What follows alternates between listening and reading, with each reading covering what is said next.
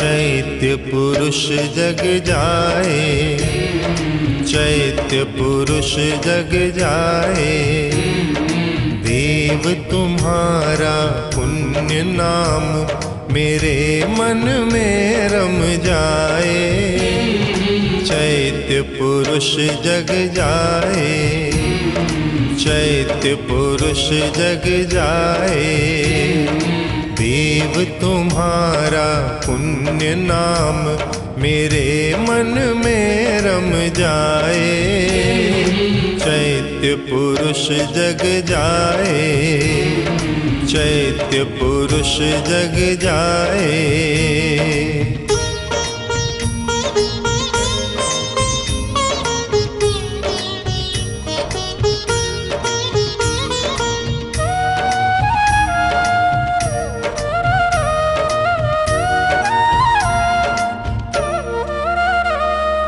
ओम ओम ओम ओम ओम ओम ओम ओम ओम ओम उद्गाता। ओम ओम ओम ओम ओम ओम ओम ओम ओम ओम उद्गाता। अरहम अरहम अरहम अरहम अरहम अरहम त्राता। ओम ह्रीं श्रीं जय, ओम ह्रीं श्रीं जय। विजय ध्वजा लहराए, चैत्य पुरुष जग जाए। चैत्य पुरुष जग जाए। देव तुम्हारा पुण्य नाम मेरे मन में रम जाए। चैत्य पुरुष जग जाए, चैत्य पुरुष जग जाए।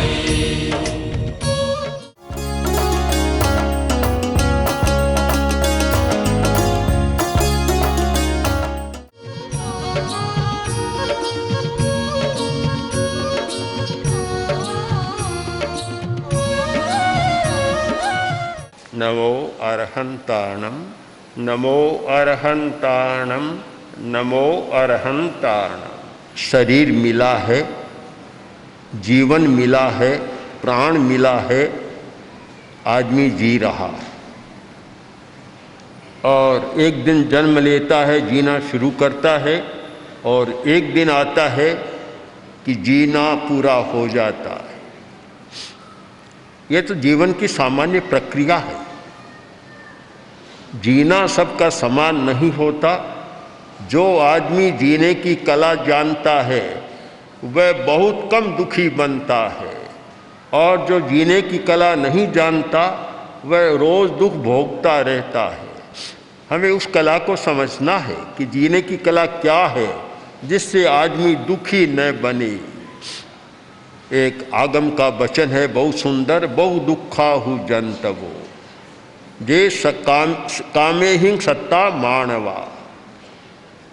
कि वे लोग बहुत दुख पाते हैं जो कामनाओं और पदार्थों में आसक्त हो जाते हैं।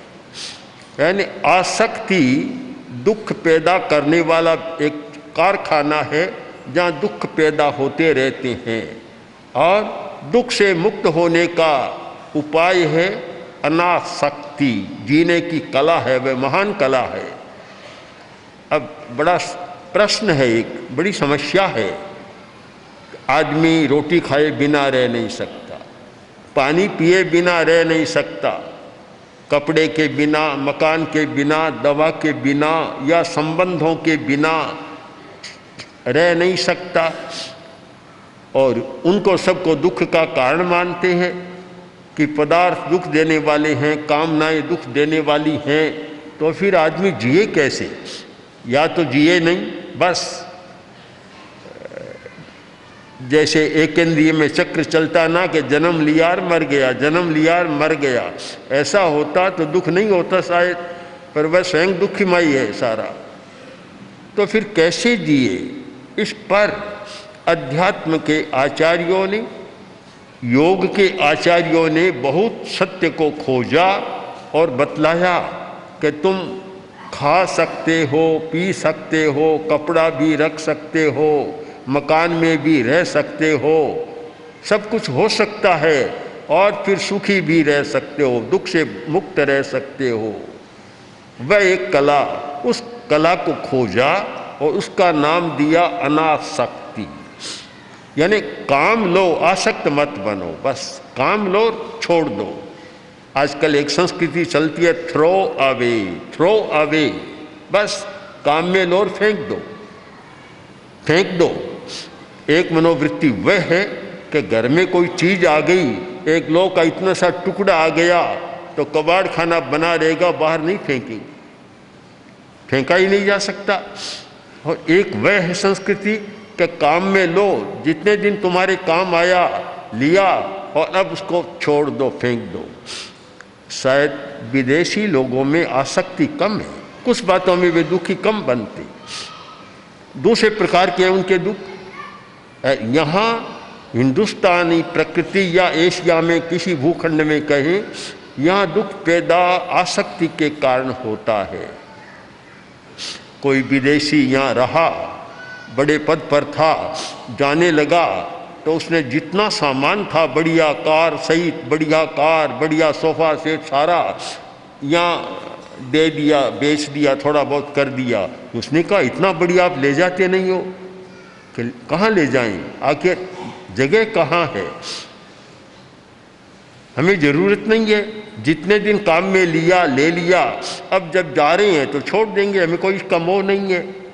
ये अनासक्ति की भावना पैदा हो जाए कि काम लो, बंधो मत उससे, बंधने से दुख पैदा होता है और काम लेने से कोई दुख पैदा नहीं होता। काम लिया और छोड़ दिया, आदमी आसक्त नहीं होगा, बंधन नहीं होगा, दुख नहीं होगा।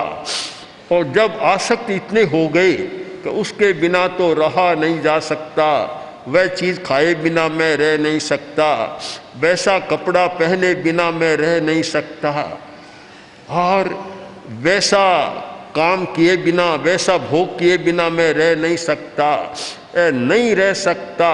इतनी गहरी आसक्ति जब पैदा हो जाती है तब समस्या पैदा होती है।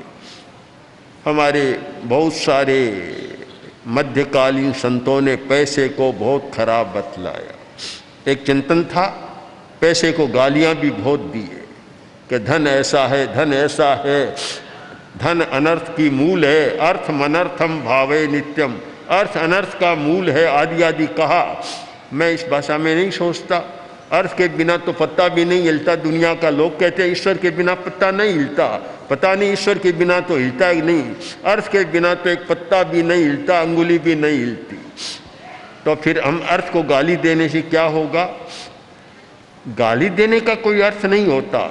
जब आसक्ति हो जाती है, पास में आ गया, छोड़ना नहीं जानता, देना भी नहीं जानता, कुछ कंजूस होते हैं वे तो खाना भी नहीं जानते, वह आसक्ति होती है। कंजूस आदमी का मतलब कि धन के प्रति इतना आसक्त होता है कि एक पैसा भी खर्चना नहीं जानता, खाना भी पूरा नहीं जानता।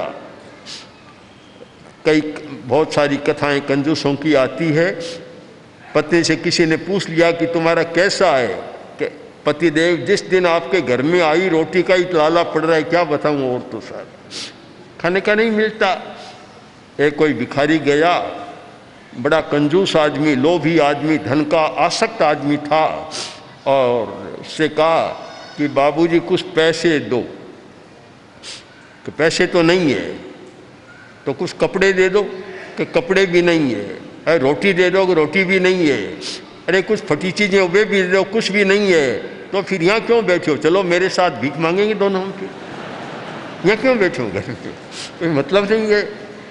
अब इतनी गहरी आसक्ति हो जाती है, इतनी आसक्ति कि आदमी कुछ कर नहीं पाता। काम लेना एक बात, कला क्या है? काम लेना वह जीवन की आवश्यकता है, अनिवार्यता है, उसे कोई रोक नहीं सकता। किंतु उससे चिपट जाना वह आसक्ति हो जाती है, और वहाँ से फिर दुख पैदा होते हैं। इसीलिए कहा, इतना मार्मिक वाक्य आगम वाणी का कि बहु दुखाहु जंतवो, प्राणी बहुत दुख वाले हैं, दुख बहुत पाते हैं। तब आया दुख कहाँ से आता है? दुख तो कहीं बाजार में तो मिलता नहीं, कोई दुकान नहीं है दुख की। दुख आता कहाँ से है? कि बाहर से नहीं आता, भीतर से ही आ रहा है। और भीतर से जे कामे हिंग सत्ता मानवा, जो मनुष्य कामना में आसक्त हो जाते हैं, इच्छा के परवश हो गए या पदार्थ के परवश हो गए, वहाँ से फिर दुख पैदा होता है। जो आदमी परवश हो गया, अब छोटा बच्चा ज्ञान तो नहीं होता पर आसक्ति आ जाती है। एक दिन भी कोई टॉफी न मिले तो बस सारा दिन मूड खराब रह जाता है। आसक्ति पैदा, बचपन से ही आसक्ति पैदा हो जाती है और ऐसा होता है। तो आसक्ति कम कैसे हो? जीने की कला है पदार्थ का उपभोग करना, किंतु उसमें आसक्त न होना, उससे न बंधना, यह है जीने की कला। आगम उत्तराध्ययन में एक बहुत सुंदर रूपक के द्वारा इसको समझाया गया। सामने आपके भीत है, भीत, और भीत सूखी है। तो उल्लो सुखोए दो छूढ़ा गोलया मट्टिया मया।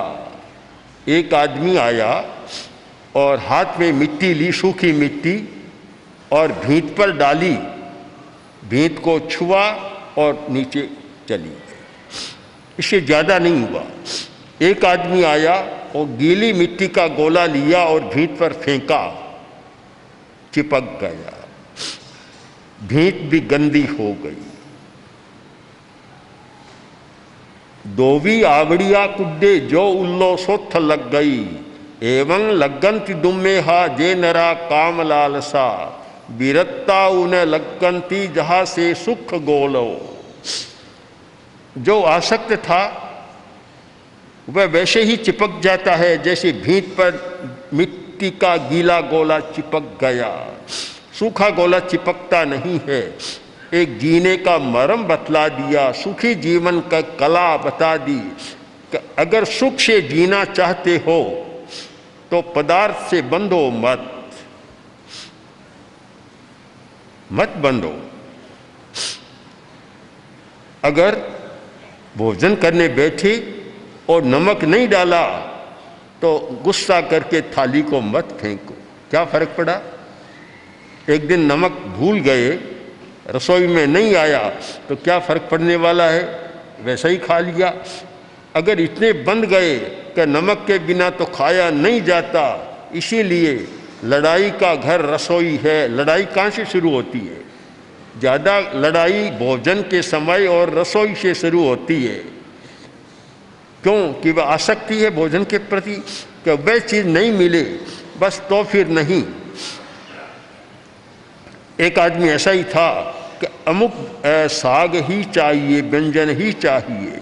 बाजार में उस दिन वह सब्जी मिली नहीं तो सब्जी बनी नहीं, भोजन करने बैठा और वह सब्जी नहीं आई, थाली को ठुकरा दिया कि मैं नहीं खा सकता ऐसा निकम्मा भोजन।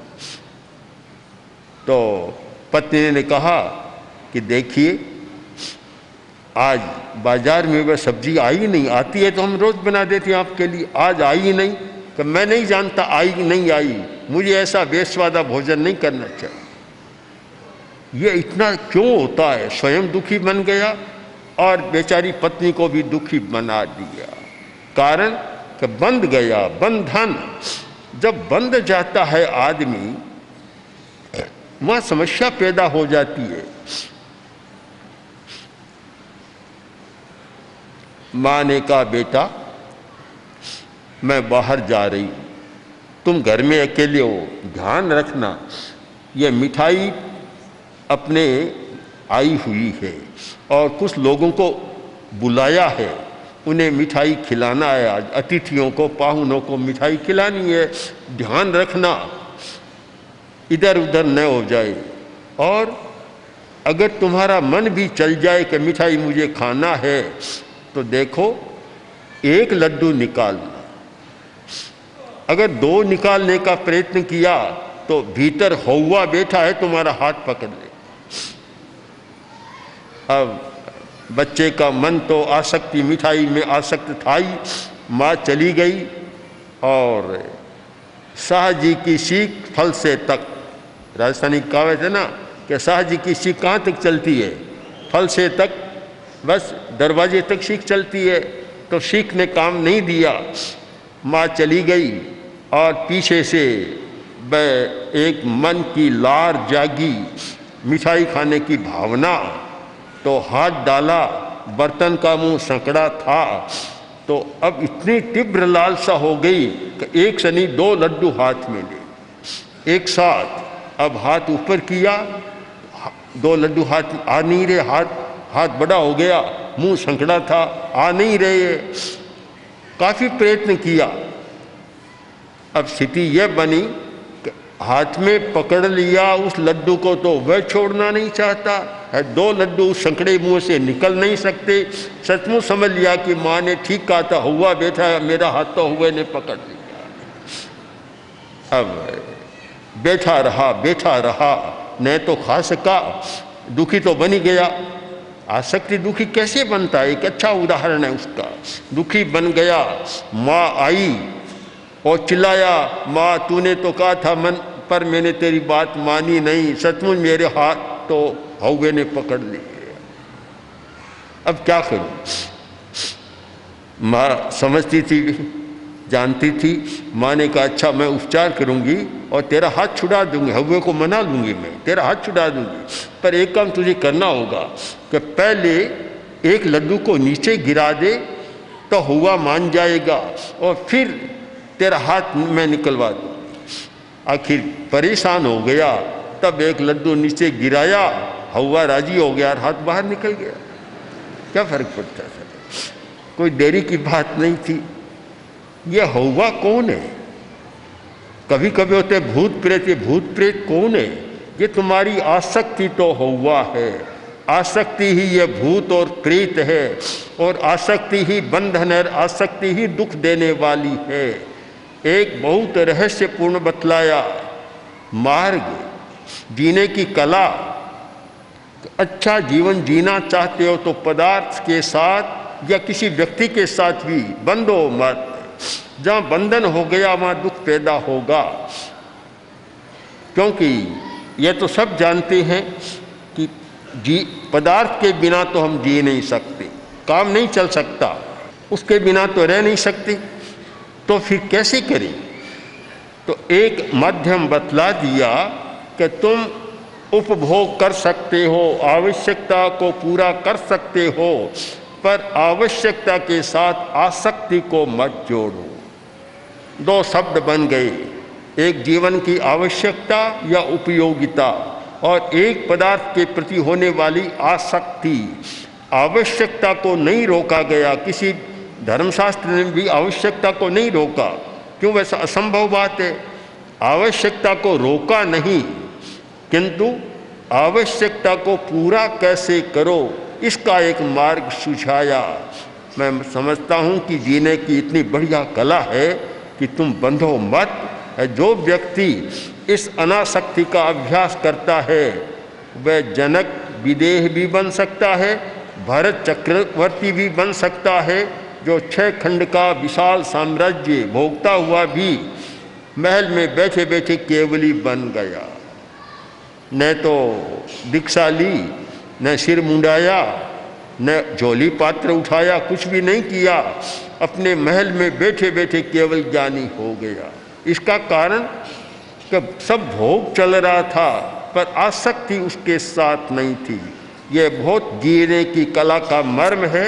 अगर यह इतना सा समझ में आ जाए तो शायद आदमी सैकड़ों अकारण होने वाले दुखों से मुक्ति पा सकता है और आनंदमय जीवन जी सकता है। ओम।